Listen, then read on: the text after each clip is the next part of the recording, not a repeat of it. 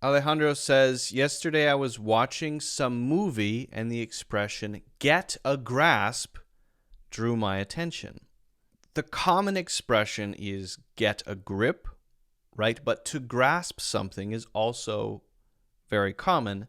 It's just not usually get a grasp. It's usually just grasp it. So let's talk about both of those then.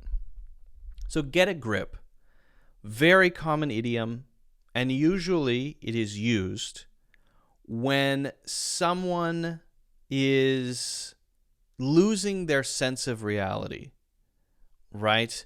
Or they're so upset that they can't function properly in the moment, right?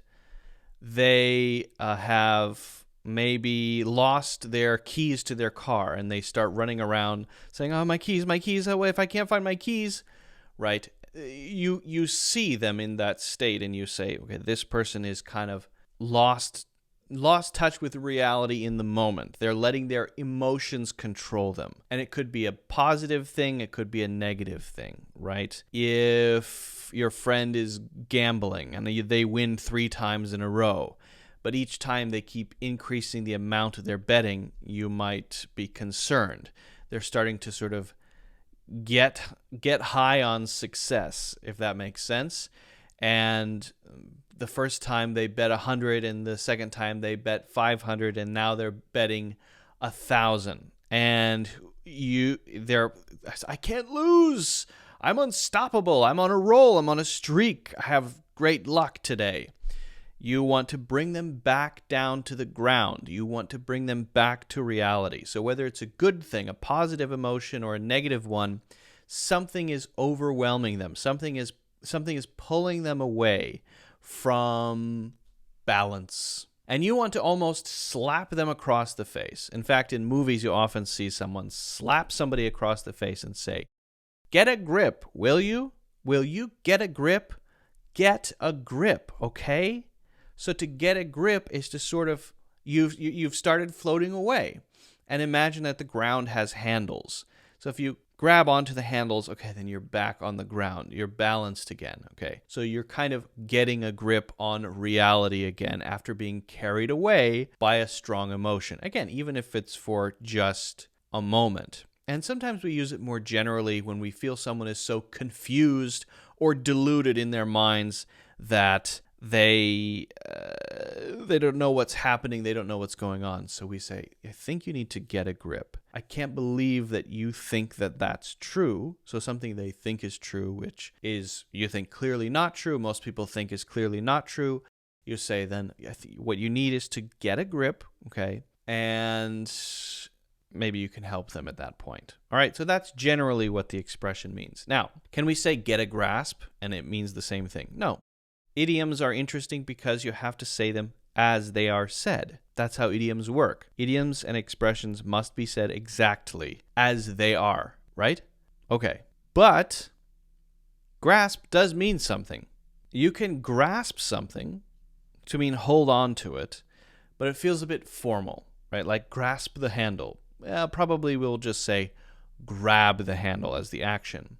But we often use grasp when we're talking about understanding things, particularly a concept, an idea, right? I'm trying to grasp the basic concept of the lecture, but it's so hard because it's a really difficult topic. I'm trying to get my head around it. We say that too. I'm trying to understand it. I'm trying to comprehend it, right? If you can't grasp it, then you can't comprehend it. You can't understand it, right? It could be for something like a theory or a concept, but it could be someone's motivations. Someone has lost touch with reality. They need to get a grip, and I don't understand how they could have gambled away $20,000. I'm trying to grasp why you thought it was a good idea to put a $10,000 bet on a UFC fight. What is wrong with you?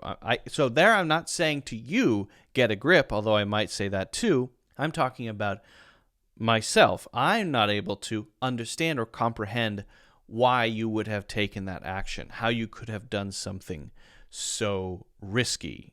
Unless you have $20 million, then $10,000 is nothing. Well, that's fine. But if you only have $20,000, then $10,000 is half of your money, in which case that is a foolish thing to do, and I can't grasp why you would have decided that was a good idea. So generally, that's how grasp and get a grip are used. It's not that hard. The best thing to do is try to make some of your own examples to really get a grasp of how to use it so that you can get a grip. That doesn't quite work. You can grasp how to use it by making your own examples. And if you don't, and you walk around saying you understand it, but actually you don't because you didn't make examples, then I will find you and say, hey, get a grip. Start making your own examples.